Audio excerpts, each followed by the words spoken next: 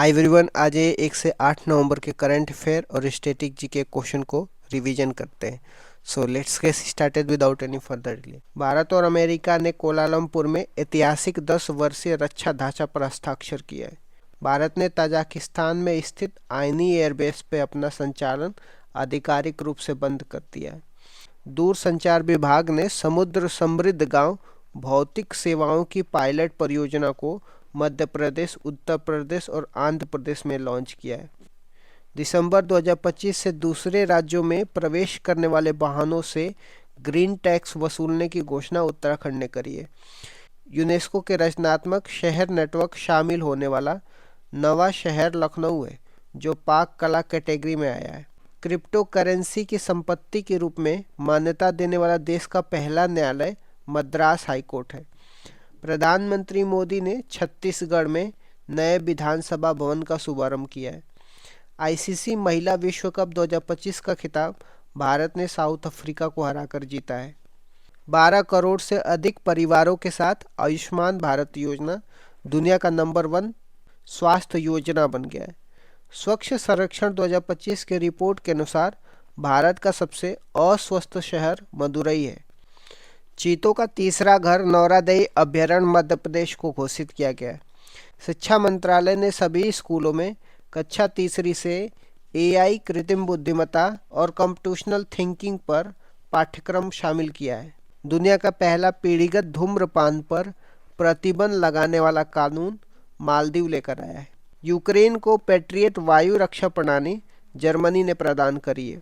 बसावरन रचित एक मुगल लघु चित्रकला जिसकी नीलामी लंदन में हुई है, इसका संबंध मुगल शासक अकबर से है।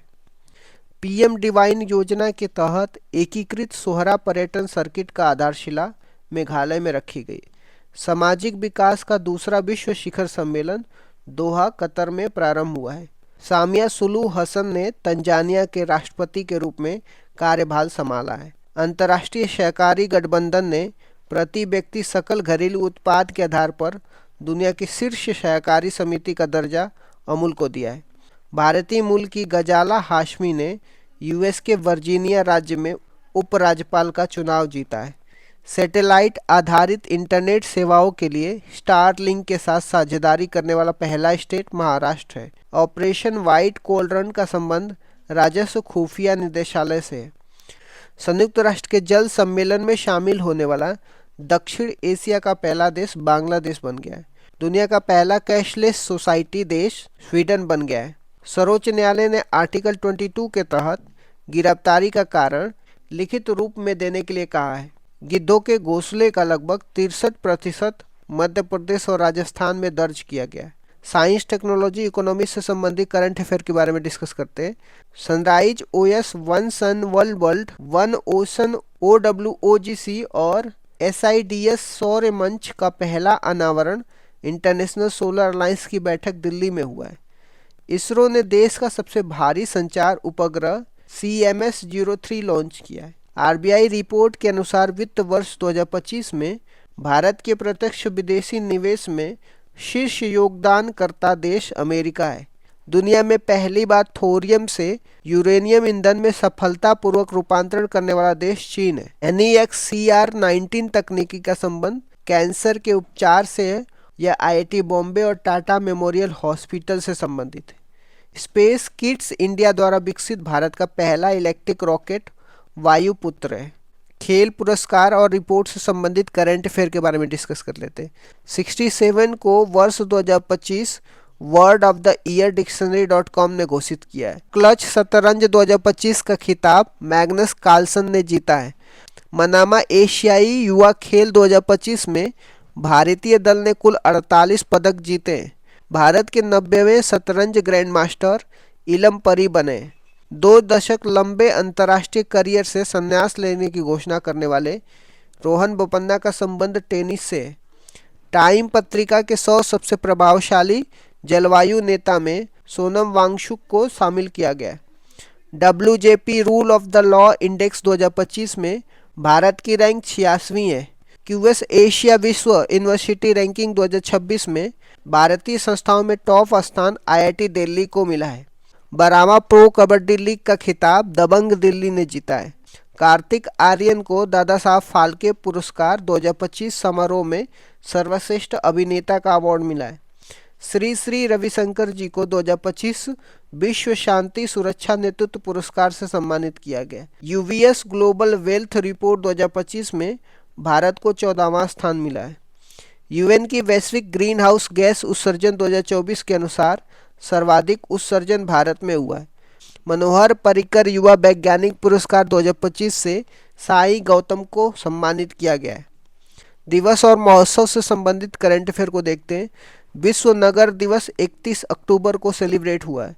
विश्व शाकाहारी दिवस वर्ल्ड वीगन डे 1 नवंबर को मनाया जाता है। विश्व सुनामी जागरूकता दिवस 5 नवंबर को मनाया जाता है।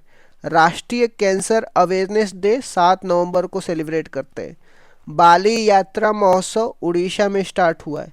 गुरु नानक देव की 556वीं जयंती वर्ष 2025 में मनाई गई है। अब आ जाते हैं भारतीय संविधान के कुछ इंपॉर्टेंट आर्टिकल अनुच्छेद के बारे में। भाग 1 की बात करते हैं, इसमें संघ और उसका राज्य क्षेत्र है जो अनुच्छेद 1 से 4 तक है।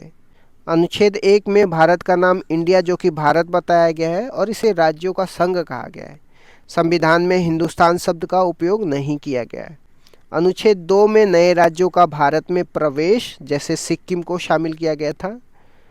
अनुच्छेद 3 में नए राज्यों का निर्माण जो वर्तमान राज्यों की सीमाओं और नामों का परिवर्तन करना।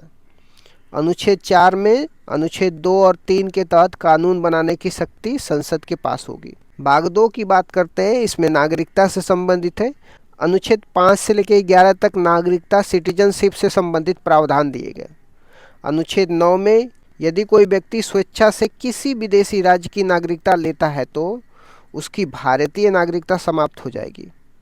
अनुच्छेद 11 में नागरिकता संबंधित कानून बनाने की शक्ति संसद के पास है और इसी के तहत नागरिकता संशोधन अधिनियम 1955 आया था।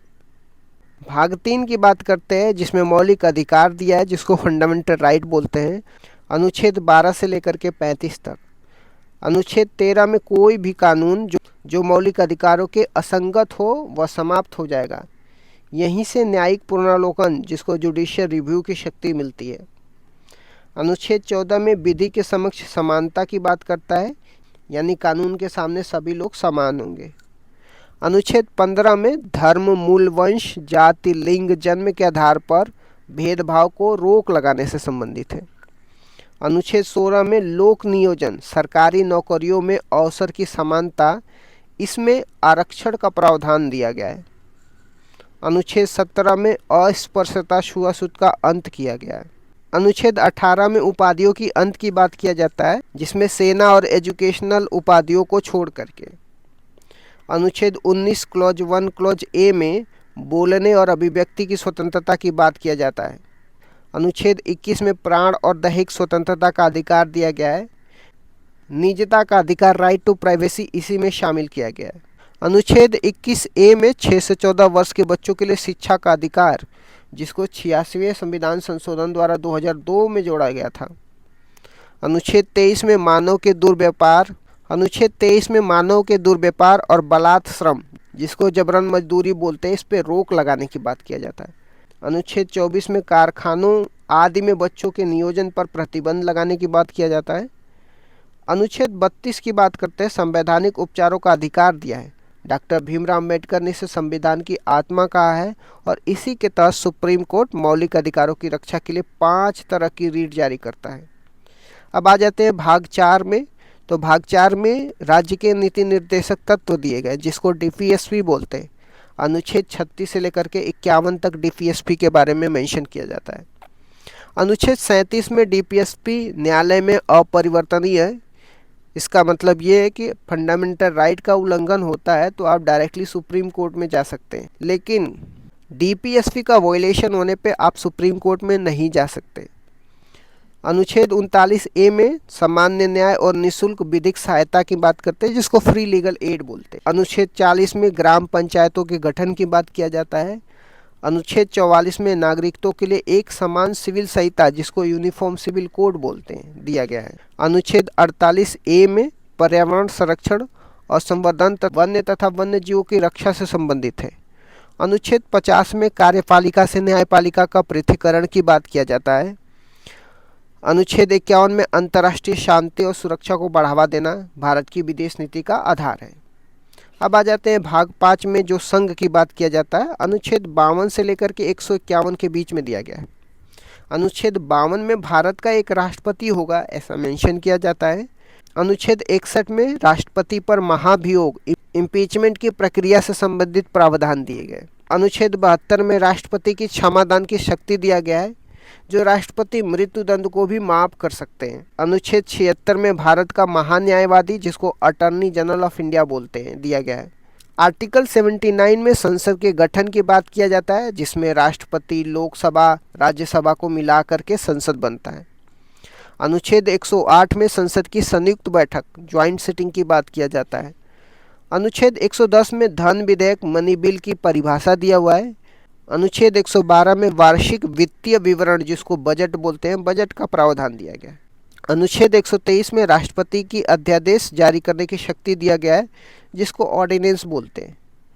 अनुच्छेद 124 में उच्चतम न्यायालय, जिसको सुप्रीम कोर्ट की स्थापना और गठन से संबंधित प्रावधान दिए गए। अनुच्छेद 139 में उच्चतम न्यायालय एक अभिलेख न्यायालय, कोर्ट ऑफ रिकॉर्ड होगा। अनुच्छेद 143 में उच्चतम न्यायालय से परामर्श करने की राष्ट्रपति की शक्ति दी गई है। अनुच्छेद 148 में भारत का नियंत्रक एवं महालेखा परीक्षक की बात करता है, जिसको कैग बोलते हैं, कंट्रोलर एंड ऑडिटर जनरल बोलते हैं। अब आ जाते हैं भाग 6 में, जो राज्य के बारे में दिया गया है। अनुच्छेद 152 से लेकर के 237 तक राज्य के बारे में दिया गया है। अनुच्छेद 153 में राज्यों के राज्यपाल से संबंधित है।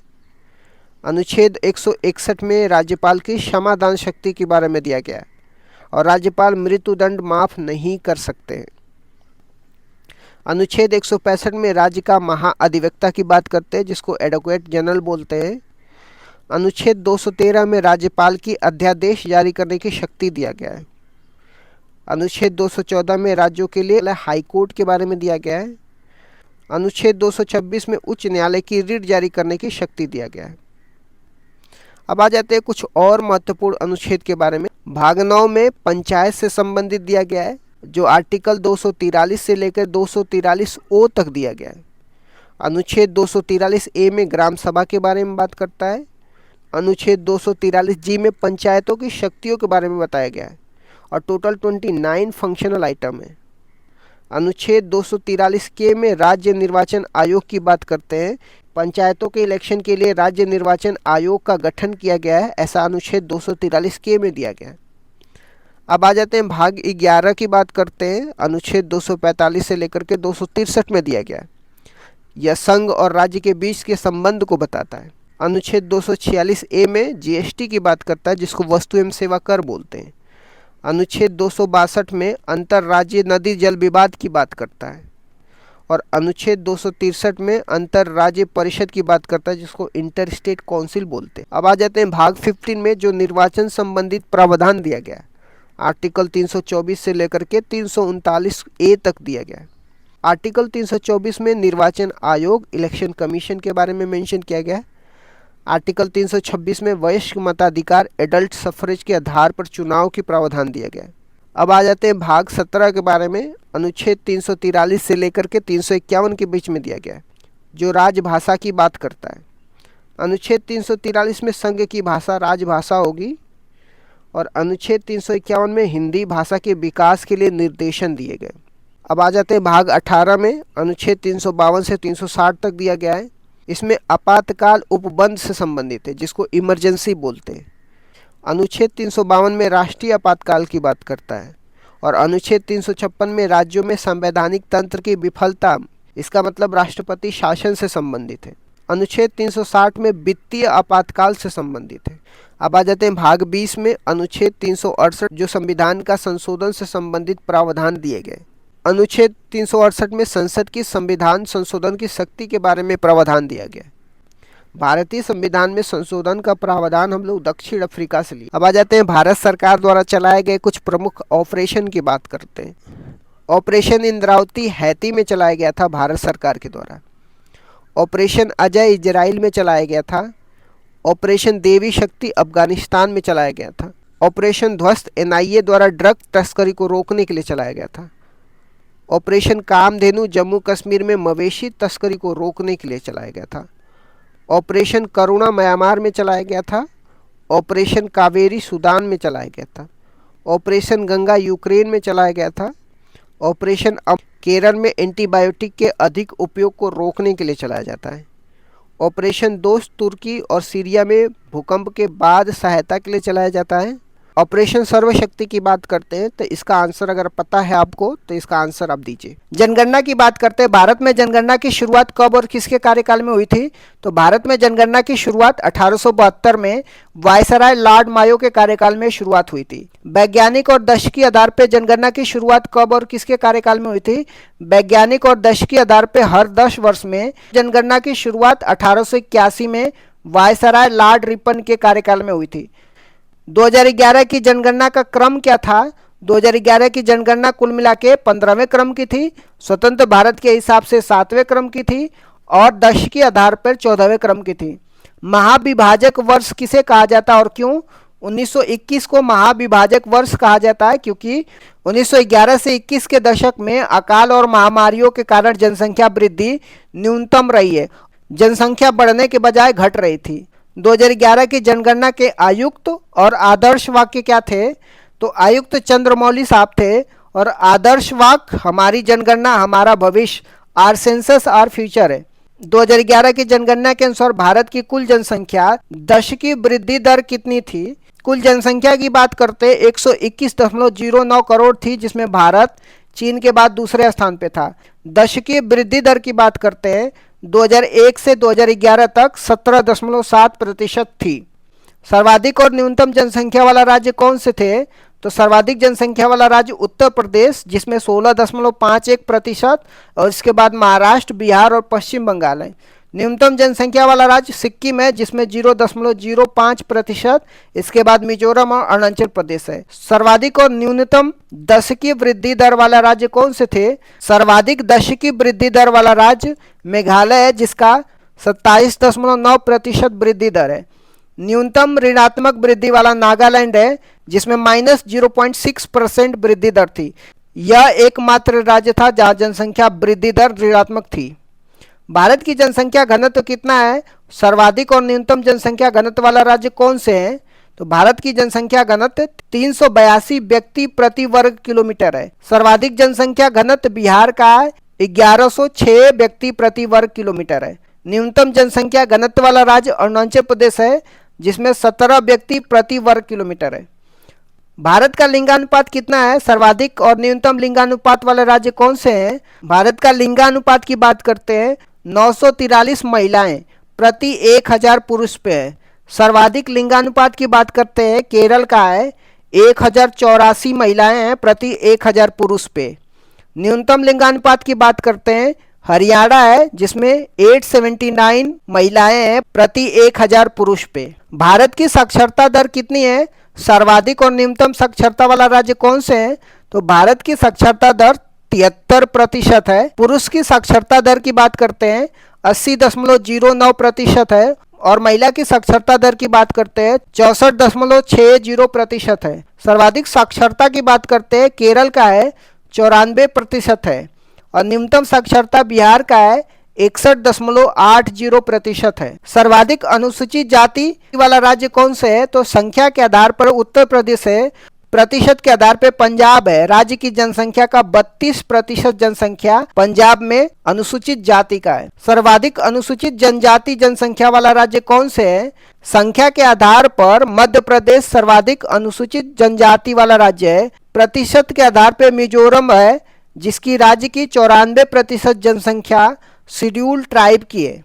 बाल लिंगानुपात की बात करते हैं 0 से 6 वर्ष की आयु में अरुणाचल प्रदेश में बाल लिंगानुपात 972 है जो शीर्ष पे है, जबकि हरियाणा में 834 है, सबसे न्यूनतम बाल लिंगानुपात है। जो बाल लिंगानुपात है 0 से 6 वर्ष की आयु के बीच की गणना है।